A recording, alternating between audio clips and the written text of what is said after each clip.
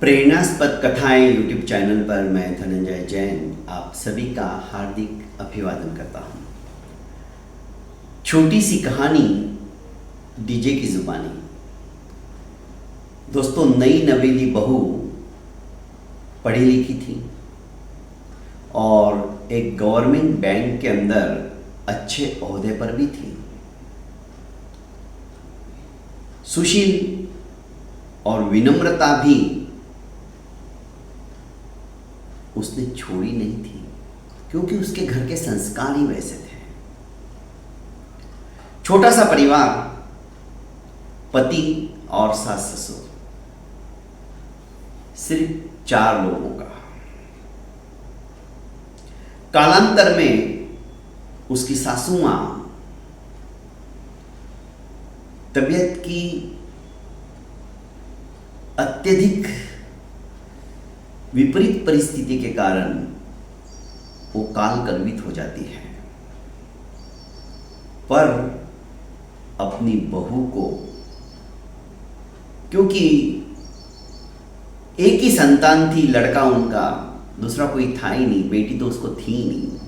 फलस्वरूप वो अपनी बहू को बेटी ही समझती थी और बेटी ही मानती थी, और हर समय बीमारी होते हुए भी बहू का हाथ बटाती थी। कहती थी, नहीं बेटा, तुम थक के आई हो, तुम थोड़ा आराम कर लो। जबकि बहू भी घर का सारा काम फटाफट जल्दी उठकर निपटाती थी और बैंक के समय में पहुंच जाती थी। सास को गुजरे हुए 1 साल हुआ होगा। ससुर जी भी वृद्धावस्था की ओर बढ़ तो चुके थे। धीरे धीरे उन्होंने भी चारपाई पकड़ ली। उनका बेटा,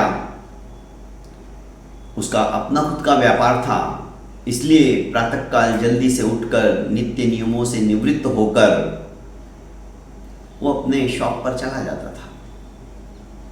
बहू घर के काम सारे फटाफट निपटाकर बैंक के लिए जाने को तत्पर होती थी। इसी बीच ससुर जी आवाज देते, बहू को बुलाते और कहते कि बेटा, मेरा थोड़ा चश्मा साफ कर दे।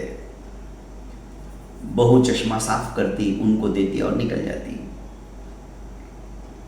यह सिलसिला अब करीब करीब रोज ही होने लगा।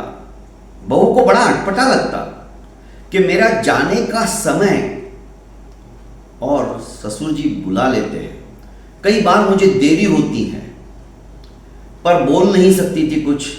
लिहाज और संस्कार मन में तो बहुत आता था कि क्या रोज रोज लगा रखा है। आखिर एक दिन उसने अपने पति से सारी बात बता दी। उसके पति को भी थोड़ा अटपटा लगा। उसने कहा कि एक काम कर, कल तू सवेरे जल्दी उठ के सबसे पहले उनका चश्मा ही साफ करके उनके टेबल पे रख देना।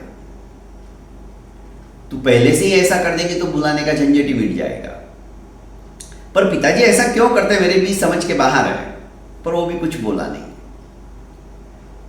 दूसरे दिन बहू ने वैसा ही किया, पर फिर भी जैसे ही वो बैंक के लिए निकलने के तत्पर हुई, ससुर जी ने आवाज दी कि बहू आ जाओ, थोड़ा सा मेरा चश्मा साफ कर दो। इसे गुस्सा तो बहुत आया, पर अनमने मन से उसने साफ किया और निकल गई। अब धीरे धीरे बहू के मन में भी आने लगा, जाने दो, ये तो ससुर जी का रोज का है, कौन दिमाग मारी करे। वो एक तरह से उपेक्षा भाव रखने लगी।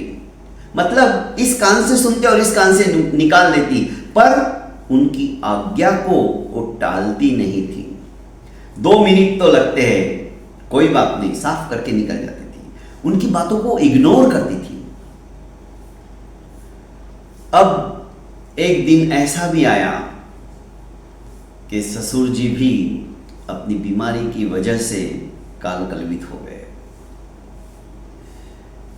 ससुर जी को गुजरे हुए भी अब 2 साल हो चुके थे।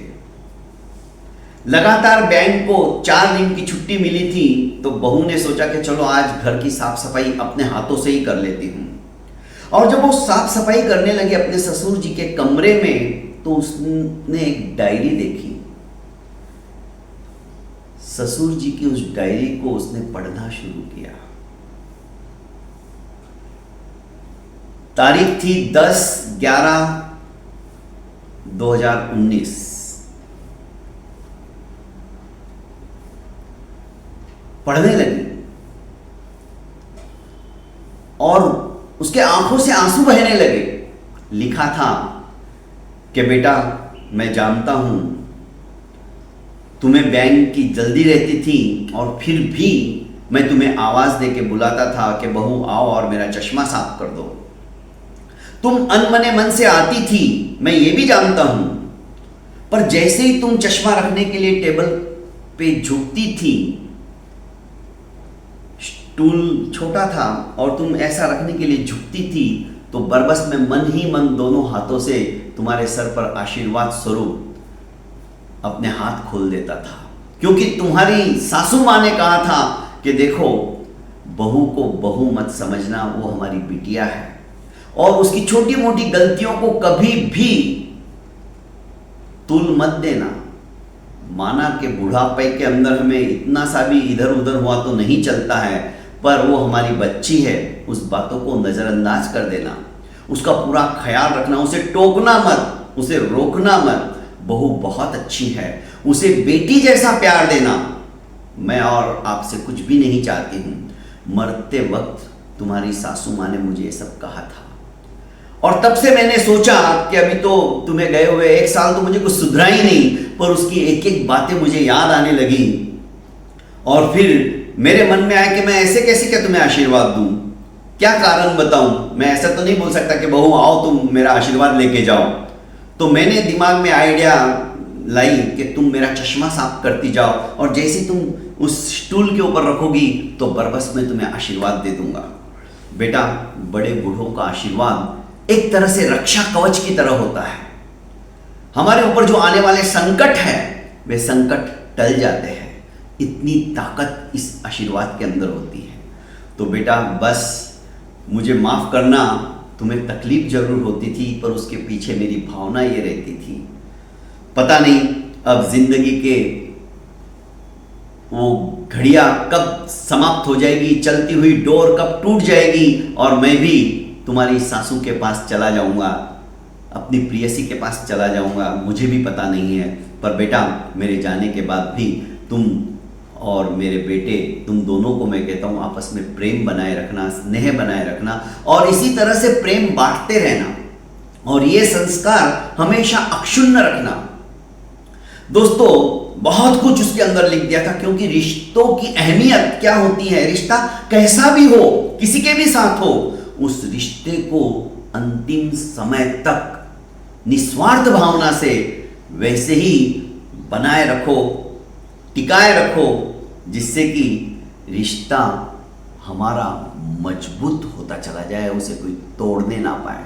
बहुत बहुत धन्यवाद दोस्तों। प्रेरणास्पद कथा यूट्यूब चैनल को आपने लाइक एवं सब्सक्राइब नहीं किया है तो कर लीजिए, और ज़्यादा से ज़्यादा अपनों को शेयर कीजिए। प्रणाम।